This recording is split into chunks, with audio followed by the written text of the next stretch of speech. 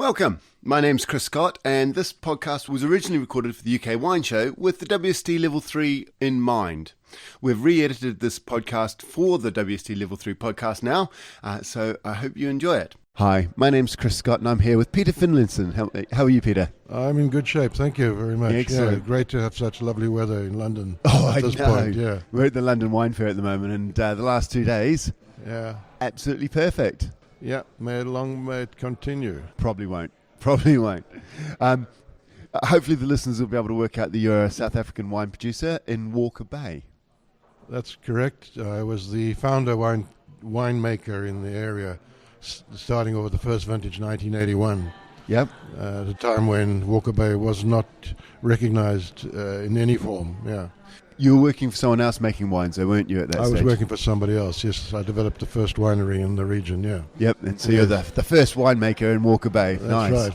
First professional winemaker in Walker Bay, yeah. Oh, lovely. And where did you train for wine? I trained at the Stellenbosch University in South Africa. Yep. And studied for a BSc Agriculture degree with specialization in enology, which is really wine science and chemistry, yeah. Okay. And how long ago was that? Because you're not a spring chicken, mate. Don't take this personally. That was graduated in 1974, and then took the following year as a guest student to the wine school in Germany in the Rheingau. Oh, yeah, Geisenheim, yes, yep. yes. And that's when I really got a good feel for proper history in winemaking, yes. Yep. Okay. And now you own your own vineyard? I don't own this vineyard, no. Oh, you don't? It belongs to an international family, yes. Oh, I'm sorry. Yeah. How come the Finlaysons at the end? I was the founder, and initially we had a shareholder body of more than a handful of shareholders for the first 10 years. Yep. Then we managed to sell the business to an international family, which provided us with a greater comfort zone, yes. Okay. And opportunity to exploit the best in the best potential from the winery, yeah. Okay, and you stayed on as head winemaker? That's right, yeah. I see. Yeah.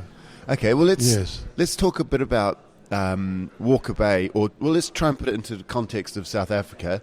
Yes. So South Africa, I always think of South Africa as there's Western Cape, there's Northern Cape and Eastern Cape. There's no Southern Cape, is there?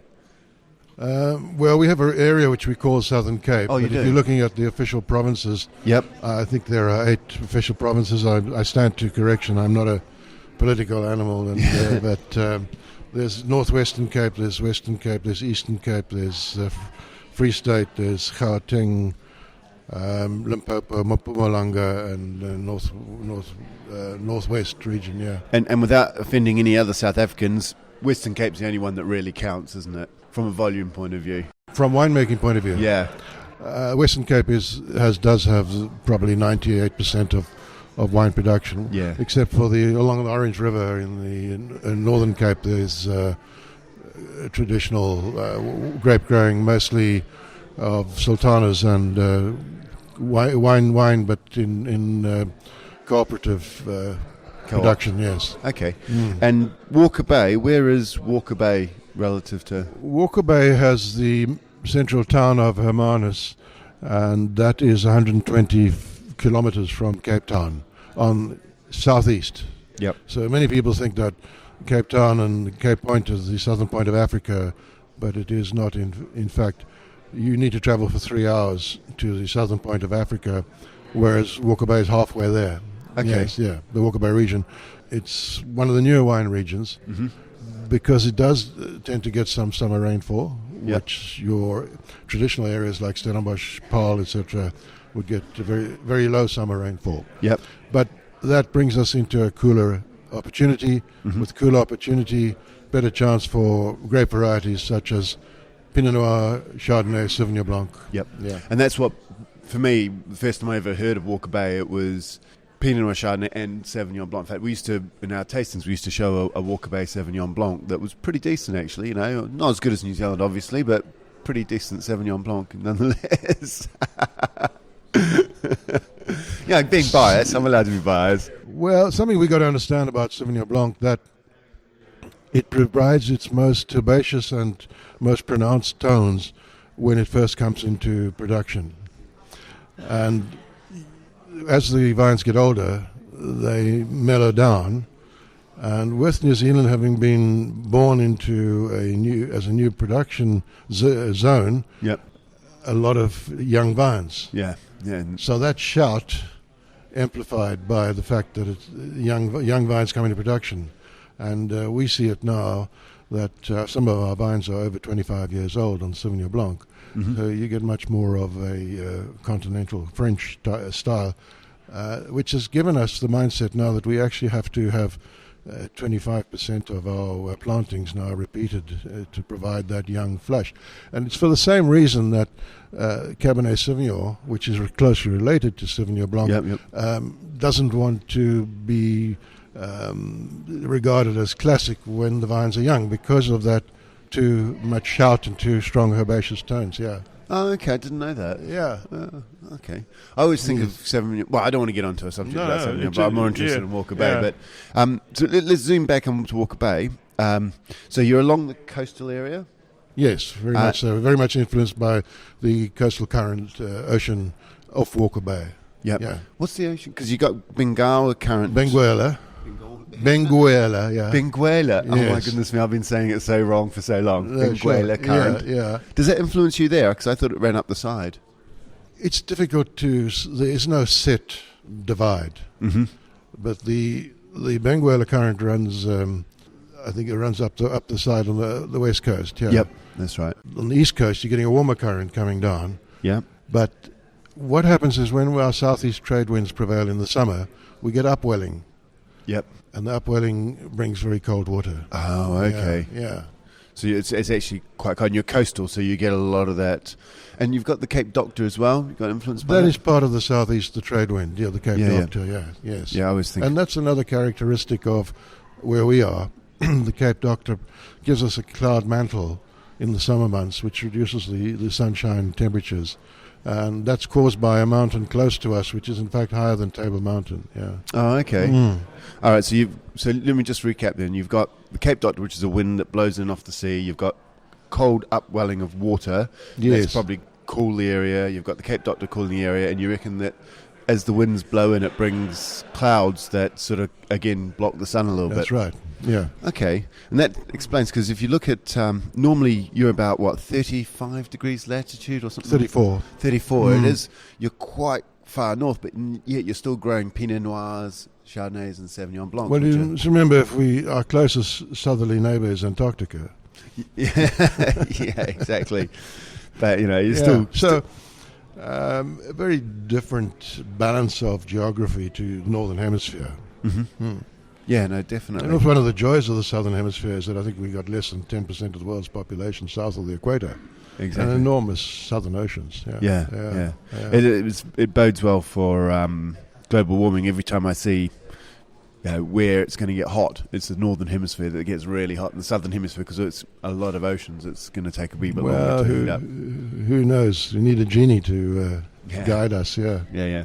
Okay, so Walker Bay. So Walker Bay, how would you class it? As cool, moderate, warm, or hot?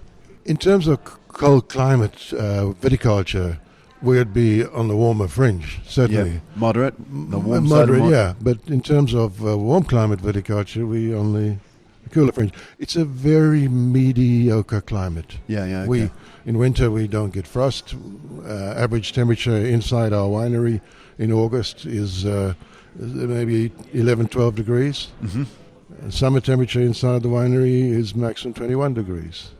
Yeah, okay. Yeah. So that's how we function. Yeah, and we might wake up in the morning and it's 6 degrees. I'm talking about centigrade. Yeah. Yeah. And summer you get the odd day will go up to 35, but it's not 35's not too bad. Yeah. So you find the vines don't tend to shut down due to the heat stress? Because if it gets really hot, the vine will stop photosynthesizing. Yes. Well, we'll shut down a lot later than others. Yes. Yeah. Yeah.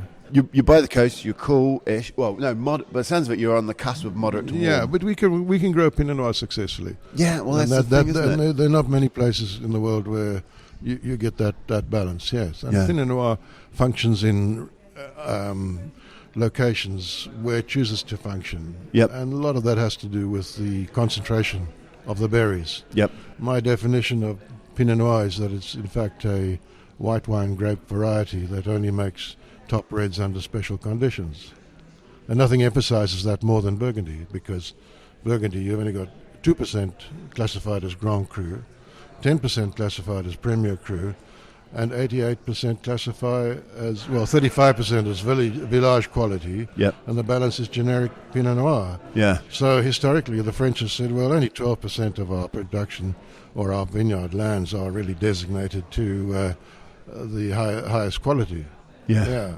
So if you've got Burgundy only with 12%, it's not where are you going to find other parts of the world with more than 12% area available for quality Pinot Noir. Yeah. I mean, Central Otago does very well, but they got that concentration factor in the fact that they have a very dry late autumn. Yeah. So there's the Amarone on the vine factor. Passerage, when the grapes dry a little bit on the vine. Yeah. Okay. And we have a combination of a very heavy clay soil, which also reduces vigor. Reduces vigor. Reduces vigor. Why? Because it's dry, or well, clay's cool and tends to be. It's got moisture in it, so the vines don't suffer moisture stress, but the soils are too hard for them to be happy. Put it that way, in terms of growth vigor. Yeah. All right. I think we're going to leave it there, Peter. All right. Thank you very much for your time. Excellent. And I appreciate it. Thank It's you. been really interesting. Cheers very much. That's the beauty of the wine world. It's just got layers of intrigue and information. Yeah. Exactly. Thank you. All right. Cheers, Peter.